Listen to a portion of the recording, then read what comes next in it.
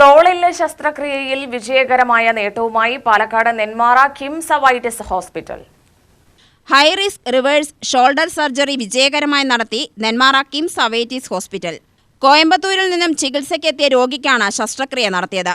വാതം, അമിതവണ്ണം, അമിത ശ്വാസകോശ രോഗം തുടങ്ങിയ പ്രശ്നങ്ങളുണ്ടായിരുന്ന രോഗിയെ orthopaedics, anaesthesia, pulmonology, cardiology, critical care വിഭാഗങ്ങളുടെ ഏകോപിത പ്രവർത്തനത്തിലൂടെയാണ് ശസ്ത്രക്രിയ നടത്തിയത്.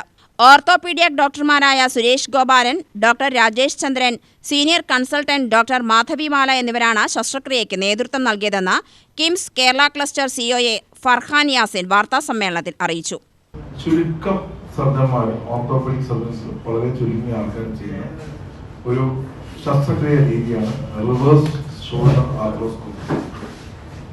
കഴിഞ്ഞ മാസം ഗംഗാ ഹോസ്പിറ്റൽ, കോയമ്പത്തൂരുള്ള ഗംഗാ ഹോസ്പിറ്റൽ വരെ സർജറി ചെയ്യാൻ പറ്റില്ല എന്ന് റിജക്ട് ചെയ്ത പേഷ്യന്റിനെ ഡോക്ടർ സുരേഷിനെയും ഡോക്ടർ രാകേഷിനെയും ടീം സർജറി ചെയ്യുകയും പേഷ്യന്റിന് സുഖമായിരിക്കുകയും ചെയ്യും. ഇതുപോലത്തുള്ള കോംപ്ലക്സ് കേസസ് കോയമ്പത്തൂരിൽ പോലും ചെയ്യാൻ പറ്റില്ല എന്ന് പറയുന്ന സർജറികൾ പാലക്കാട് നെന്മാറ എന്ന സ്ഥലത്ത് കിംസ് അവൈറ്റിസിന് ചെയ്യാൻ പറ്റും. ഇത് തന്നെയായിരുന്നു നമ്മൾ പാലക്കാട് ജില്ലയ്ക്ക് തരാൻ ആഗ്രഹിക്കുന്നത്. അത് എന്തുകൊണ്ട് ജനങ്ങൾ അറിയിക്കുന്നത് വെച്ചാൽ ഇത്തരം ചികിത്സാ രീതി നമ്മുടെ നാട്ടിലുണ്ട്. ഇതിനു വേണ്ടി മറ്റു ജില്ലകളെയോ അല്ലെങ്കിൽ സംസ്ഥാനങ്ങളെയോ ആശ്രയിക്കേണ്ട.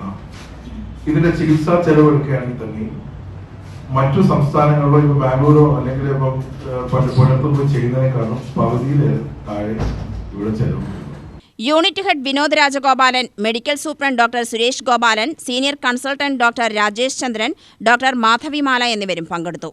UTV news, Palakkad.